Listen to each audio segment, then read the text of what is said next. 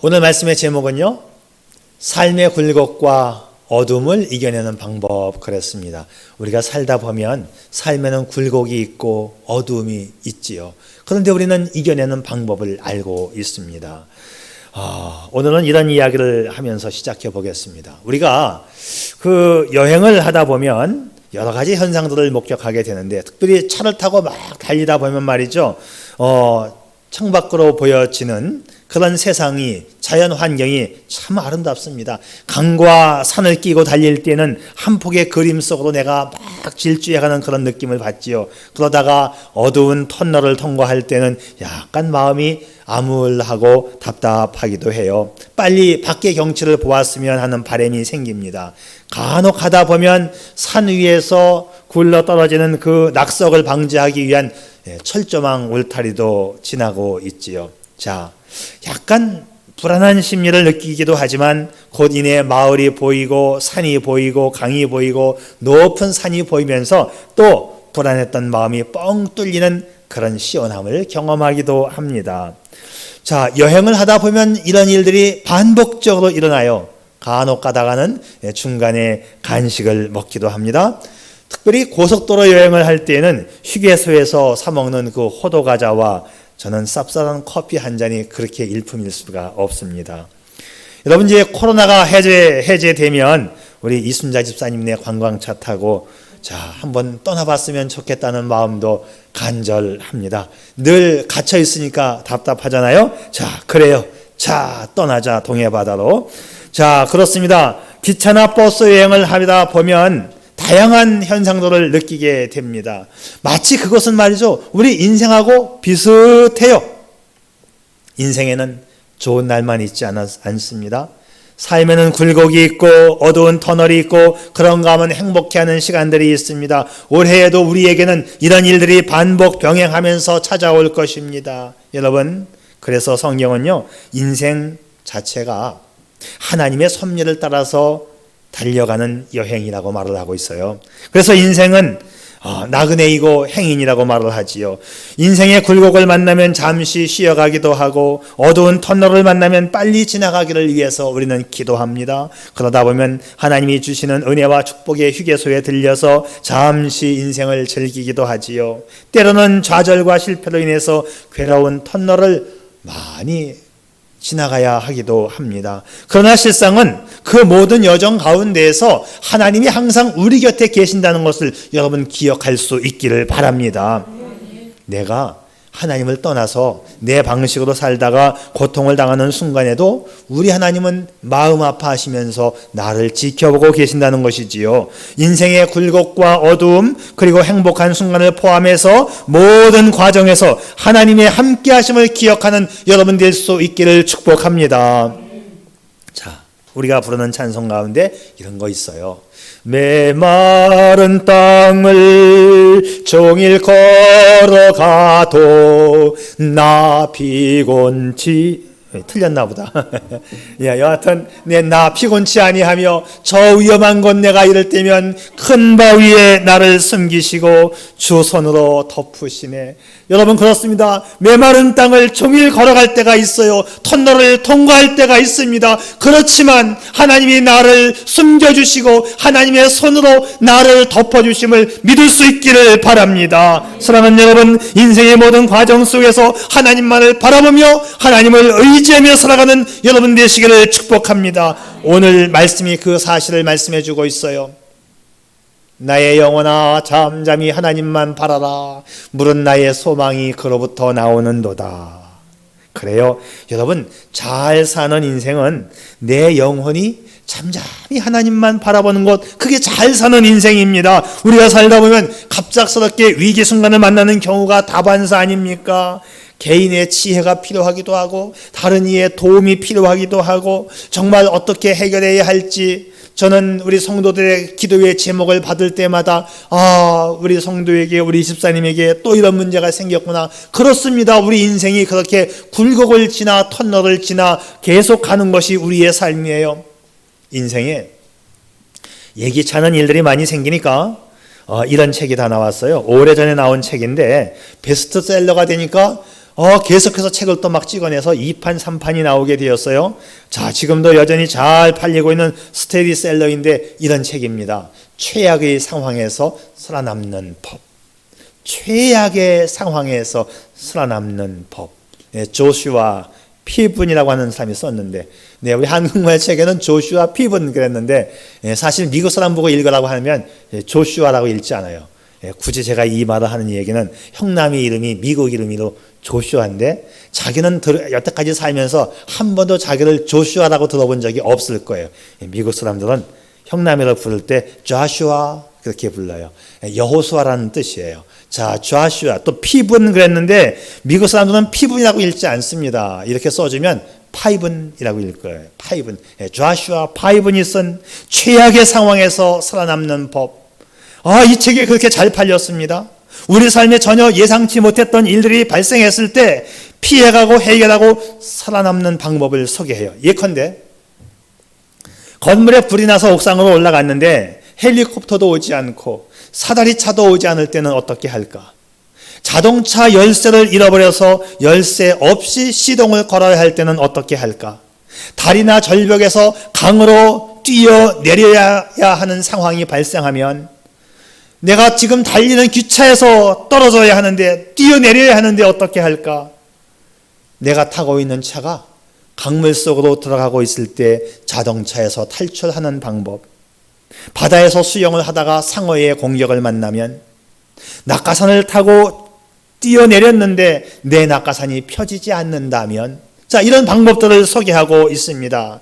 아닌 게 아니라 이 책은 각 분야의 전문가들을 통해서 전문적이고 실제적이며 과학적인 방법을 그림과 함께 제시해 주고 있어요. 아주 유용한 책이 될 수가 있습니다. 그래서 정말 잘 팔리는 책입니다.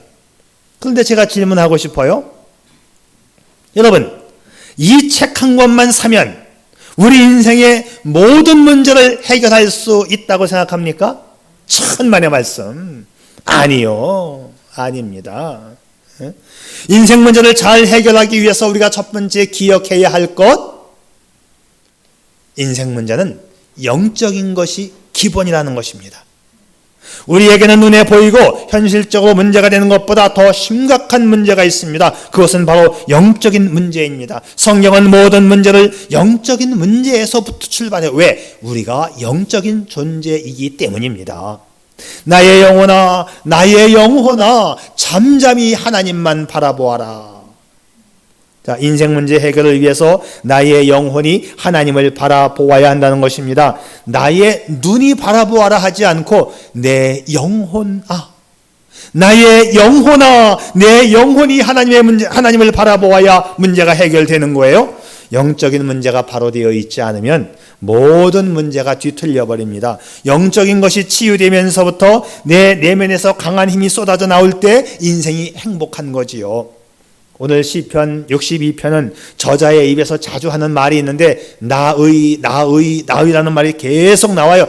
1인칭 소유격이 계속 나오는데, 인생의 많은 굴곡과 어둠을 탈출하기 위해서는 나를 도와주는 나의 하나님이 계시다는 거예요. 나의 반석 되시고 나의 구원 되시고 나의 요새가 되시는 이 하나님이 계시기에 우리 인생 흔들리지 않습니다. 흔들림 없는 편안한 삶을 원한다면 나의 영혼에 나의 하나님을 불러드릴 수 있기를 축복합니다. 오직 그만이 나의 반석이시요 나의 구원이시요 나의 요새이시니 내가 크게 흔들리지 아니하리로다. 할렐루야. 자, 이 시는 인생의 많은 굴곡과 어둠의 해결자가 바로 하나님이심을 고백하고 있습니다. 이 시는 인생에서 그야말로 고난과 죽음의 문턱과 인생의 수치와 씻을 수 없는 아픔과 상처를 입었던 다윗의 경험담이고 다윗의 고백이고 다윗의 간증이에요.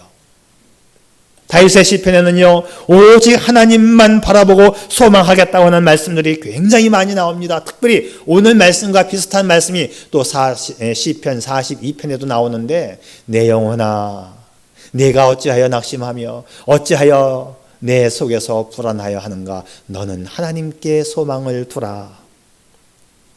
시편의 많은 부분에서 하나님께 소망두라, 하나님을 의지하라, 하나님을 기다리라는 말씀들로 가득 차 있습니다. 우리의 인생이 곤경에 처하고 마음 깊숙한 곳까지 상처를 입었다 할지라도 우리의 영혼이 하나님을 바라볼 수 있기를, 하나님만 바라볼 수 있기를 축복합니다. 오늘 말씀을 잘 보면 하나님만이라고 되어 있어요. 하나님만입니다. 사람이 영적으로 건강하지 않으면 아주 피곤합니다. 영혼에는 나의 모든 것이 다 들어있기 때문이지요. 그래서 기독교에서는요, 영적인 치유를 내적 치유라고 말해요. 또는 전인 치유라고 말합니다. 나의 영혼이 하나님만 바라보는 것에서부터 인간의 근본적인 치유가 해결되는 거예요.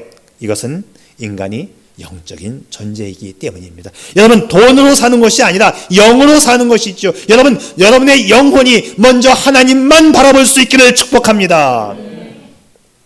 어떤 면에서 우리 한국 사람들은 인간이 영적인 존재라는 것에 대해서는 잘 이해하는 사람들입니다. 왜냐하면 우리나라의 이 토착 종교가 샤머니즘이었고, 그래서 귀신의 세계를 인정했고, 무당이 구슬해서 귀신을 쫓아내면 병도 낫고 부자 된다는 그런 개념을 우리가 가지고 살아왔던 민족입니다. 자, 그런데 이런 이 토착 무속 신앙 가운데서 발견되어졌던 중요한 사실을 우리가 놓치면 안 됩니다. 무당이 구슬하는데 예수 잘 믿는 영성이 풍부한 성도가 나타나면 무당의 굿이 안 되잖아요. 그래서 진짜 무당은 여기 예수 믿는 사람이 있느냐고, 미안하지만 이 자리를 떠나가 달라고 그렇게 말하는 무당, 그 무당 진짜 무당이죠. 진짜 무당이죠.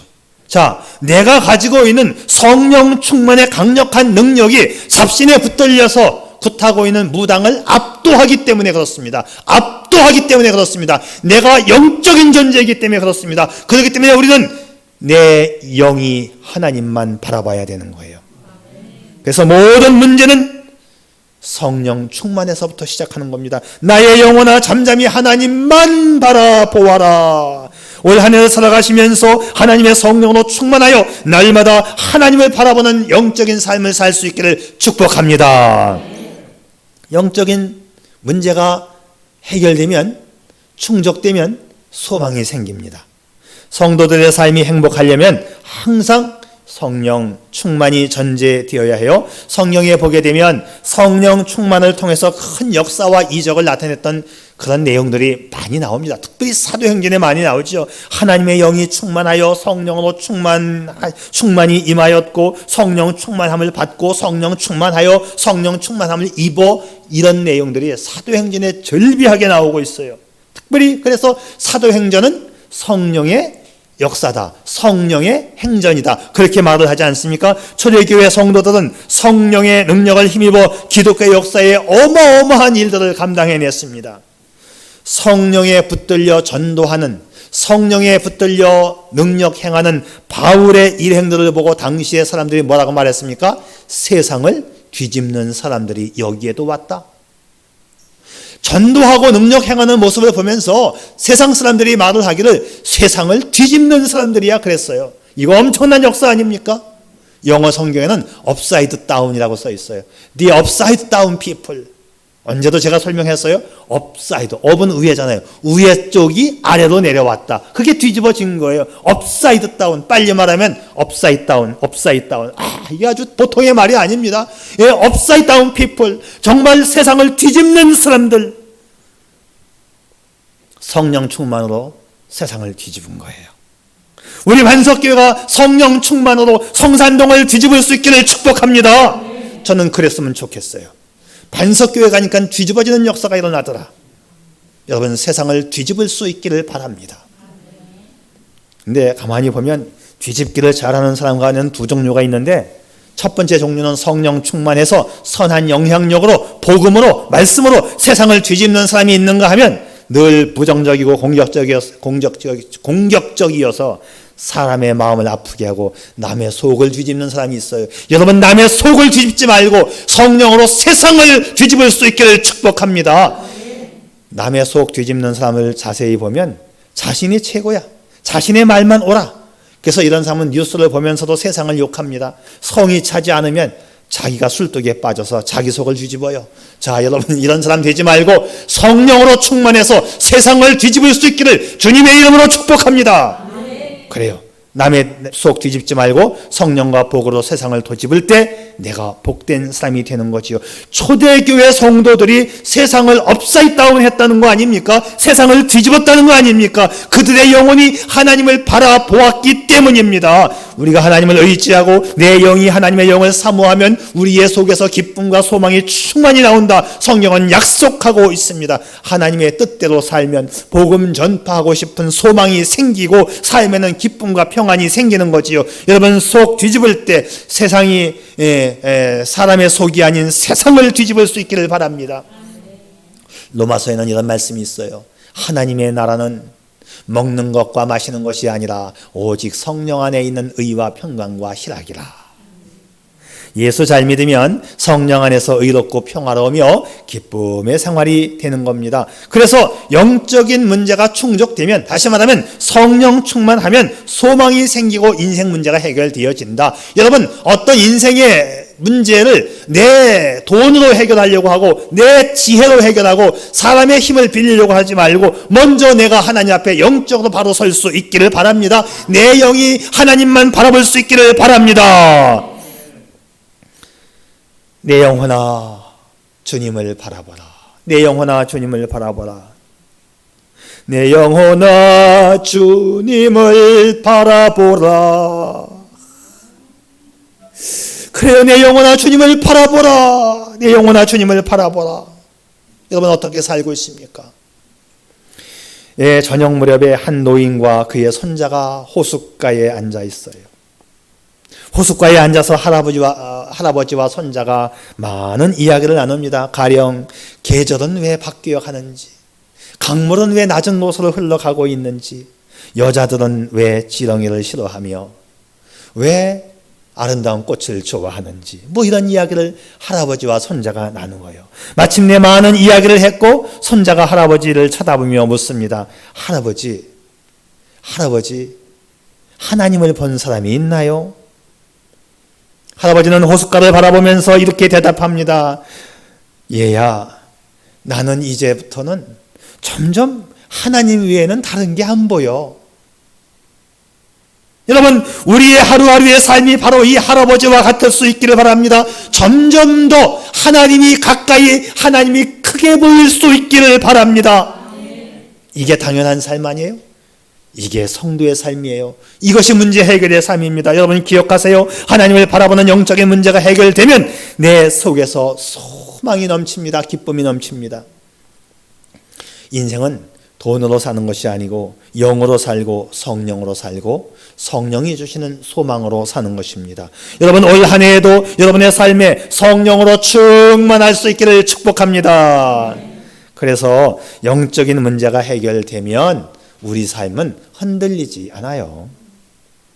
저는 앞에서 영적인 문제가 충족되면 성령께서 소망 주신다고 말씀했어요. 그래서 인생은 성령 충만으로 사는 것이고 소망으로 사는 것입니다. 한 걸음 더 나가서 소망을 가지고 사는 사람은 흔들림이 없어요. 소망이 있는데, 어둠이 오고 굴곡이 와도 소망이 있는데 우리 흔들리지 않습니다. 예수 믿는 성도에게도 때로는 삶의 굴곡과 어둠의 터널이 올 수 있지요. 그러나 소망이 있기 때문에 흔들리지 않는 것입니다. 다시 일어서서 소망을 향하여, 저 목표를 향하여 달려가는 것입니다. 그래서 우리 삶의 기초가 뭐냐? 돈이 아니고 명예가 아니고 영성이라고 하는 것이죠. 믿음이라고 하는 것입니다. 영적으로 바로 세워지는 것이 삶의 기초가 됨을 믿으시기를 바랍니다.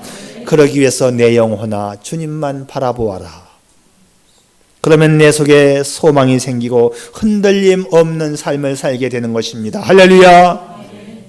오늘 2절 말씀 다시 볼까요? 2절 말씀에서 그 소망을 주시는 이유를 이렇게 설명합니다. 오직 그만이 나의 반석이시요 나의 구원이시요 나의 요새이시니 내가 크게 흔들리지 아니하리로다. 아멘. 내 영이 주님을 바라보면 주님께서 나의 반석이시고 구원이시고 요새이시기에 흔들림 없는 인생을 산다는 것입니다. 자, 말씀을 정리해 보면 이런 내용이죠. 내 영이 주님 바라보면 소망 생기고 소망이 생기면 흔들림 없는 인생이 된다. 미국의 그리스도인들 가운데 사업을 해서 크게 성공한 분들이 참 많아요. 그 중에 위대한 사업가 강철 왕 카네기를 제가 소개하고 싶은데요. 그는 역경 가운데에서도 소망을 잃지 않고 다시 일어서서 위대한 사업가가 됐어요. 그의 사무실에 가게 되면 낡은 그림 하나가 벽에 붙어 있는데 그림은 이렇습니다. 나룻배 하나가 썰물에 물이 다 빠져나간 상태에서 모래사장 위에 내동댕이 쳐진 상태로 방치되어 있는 절망스럽고 처절한 모습의 그림이에요. 그런데 그 그림 밑에는 이런 글씨가 쓰여 있습니다. 반드시 밀물의 때가 온다. 밀물에 바닷물이 밀려 들어오면 저 배는 뜰 수 있다는 소망입니다. 여러분, 우리 삶의 소망은 이렇게 중요해요. 내 영이 하나님 바라보면 하나님께서 내 영에 소망을 불어넣어 주신다는 말씀입니다. 여러분, 근데 믿는 자에게 있어서 그 소망이 어떻게 생겨나요? 영이 하나님을 바라볼 때, 성령 충만할 때 소망이 생기고 흔들림 없는 삶을 사는 것입니다. 여러분, 정말 인생의 굴곡과 어두움 가운데에서도 오직 하나님만 바라보며 살아갈 수 있기를 축복합니다. 하나님만 바라보며 인생길 걸어갈 수 있기를 바랍니다. 나는 가리라, 주의 길을 가리라, 주님 발자취 따라 나는 가리라. 가는 거예요. 주님 바라보고 가는 것입니다. 이 길은 영광의 길입니다. 이 길은 승리의 길입니다. 이 길은 구원의 길. 나는 가리라, 주의 길을 가리라. 여러분, 인생에 어떤 풍파가 몰아쳐온다 할지라도, 어떤 굴곡과 어두움이 엄습해 온다 할지라도 흔들림 없는 믿음으로 나아갈 수만 있다면 그 인생 행복한 것입니다. 여러분, 주님만 바라보면서 나는 가리라 노래 부르며 나아갈 수 있기를 축복합니다. 그래서 믿는 자에게는 잠깐의 좌절과 낙심이 찾아온다 할지라도 잠시 있다가 없어지는 거예요.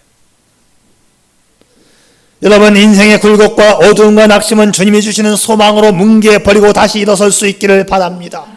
오직 그만이 나의 반석이요 나의 구원이시요 나의 요새이시니 내가 크게 흔들리지 아니하리로다. 여러분, 토끼와 거북이 이야기 아시죠? 한국 사람 치고 이거 모르는 사람 없어요? 조금 각색된 이야기를 제가 들려드릴게요. 자, 토끼와 거북이가 경주를 했습니다. 누가 이겼지요? 거북이가 이겼어요. 체면을 구긴 토끼가 집으로 돌아오는데 달팽이를 만났어요. 달팽이가 하는 말, 너 거북이한테 졌다며? 창피해서 아무 말도 못하고 집으로 돌아왔습니다. 토끼는 피나는 연습을 하고 다시 도전장을 냈습니다. 그리고 다시 경주를 했는데 또다시 거북이의 승리로 끝났어요. 낙심한 토끼가 고개를 떨구고 집으로 오는데 또 누구를 만났을까요? 달팽이를 만났어요. 달팽이가 또 하는 말, 너 또 졌다며? 열받은 토끼가 온 힘을 다해서 달팽이의 따귀를 딱 한 대 때렸어요. 달팽이는 저 멀리 산밑자락까지 날아갔습니다. 1년 후에 토끼가 집에서 쉬고 있는데 누군가가 문을 두드립니다. 문을 열어보니까 자신이 1년 전에 때린 달팽이가 문 앞에 서 있는 거예요. 달팽이가 말합니다. 네가 지금 나를 쳤냐? 달팽이는 1년 동안 열심히 산밑자락에서부터 걸어서 1년 동안 토끼집을 찾아온 거예요. 그리고 하는 말, 네가 시방 나를 쳤지? 저는 여기서 달팽이의 흔들림 없는 도전정신, 소망정신을 소개하고 싶은 것입니다. 목적을 향하여 가는 그 진취적인 그런 마음, 여러분 믿음을 가지셨나요? 먼저 하나님만 바라볼 수 있기를 바랍니다. 달팽이 얘기 가운데 그런 게 또 있죠. 어느 늦은 가을, 늦가을, 달팽이가 복숭아 나무로 올라가요. 근데 복숭아 나무 밑에서 개미를 만났어요. 개미가 달팽이에게 너 어디 가니? 복숭아 따라 올라가려고. 야야야, 내가 저 꼭대기까지 올라갔다 왔는데 아무것도 없어. 다 따먹었어. 가지마. 너 느린 그런 거리로 언제 올라가냐? 가지마. 그때 달팽이가 얘기합니다. 걱정 마. 지금부터 올라가면 올겨울, 내년 봄, 내년 여름을 지나서 가을쯤이면 그때 저 꼭대기까지 나는 다 올라갈 수 있어. 그러면서 콧노래를 부르면서 1년을 두고 복숭아 나무를 올라갑니다. 저는 이 달팽이의 도전정신, 달팽이의 소망을 칭찬하고 싶습니다. 여러분, 우리가 하나님을 믿는 사람이라면 하나님을 바라보는 그 영혼, 하나님을 바라보는 그 영적인 모습으로 하나님을 향하여 나아갈 수 있는 도전정신과 소망을 가질 수 있기를 축복합니다. 벌써 일주일만 있으면 2021년도가 다 지나갑니다. 주님과 함께하는 한 해, 정말 우리의 마음속에 툭 치기만 하면 하나님, 툭 치면 주여, 하나님 주여, 하나님을 찾는 여러분 될 수 있기를 바랍니다. 여러분, 올 한 해 홀로 살지 마시고 주님 바라보며 살 수 있기를 바랍니다. 내 영혼이 주님 바라보는 것이 이 자동 반사적으로 나와야 돼요. 주님, 하나님, 하나님 어떻게 할까요? 그렇게 1년을 살아가신다면 하나님이 여러분에게 소망 주시고 흔들림 없는 삶으로 인도하실 줄 믿습니다. 여러분, 아기들은 엄마를 의도적으로 생각하지는 않지만 의식 속에는 늘 엄마가 있어요. 아이들의 뿌리 깊은 그 의식 속에는요, 자동 반사적으로 엄마를 찾습니다. 그리고 엄마를 찾으면 그의 엄마의 품에서 가장 평안함을 느껴요. 이 아기들은 그냥 자동으로 찾는 거예요. 저절로 찾는 겁니다. 우리가 성도라고 한다면 나를 만드시고 나를 구원하신 그 하나님을 우리는 자동 반사적으로 찾아야 하지 않을까요? 내 영이 하나님을 바라본다는 것은 어떤 조건에 의해서 바라보는 것이 아니라 자석이 서로 당기는 것처럼 그냥 하나님 안으로 흡입되어 가는 그런 관계가 될 수 있기를 바랍니다. 내가 하나님을 바라보고 내 영이 하나님 안으로 들어갈 때 나와 하나님이 하나가 되어지고 그 합일점에서 우리는 모든 것을 얻는 것입니다. 내 영의 편안함을 얻게 되는 거예요. 그래서 주님이 소망 주시고 반석되시고 구원되시고 요새가 되어주시는 것이지요. 그래서 흔들림 없는 삶을 살게 되는 것입니다. 올해에도 굴곡과 어두움은 찾아올 수 있습니다. 그러나 여러분의 영혼이 자동 반사적으로 주님께로 흡입되어져 간다면 주님 주시는 소망으로 인해 복된 삶을 살게 될 줄 믿습니다. 그런 복된 여러분 되시기를 축복합니다. 축복합니다. 네, 기도하겠어요.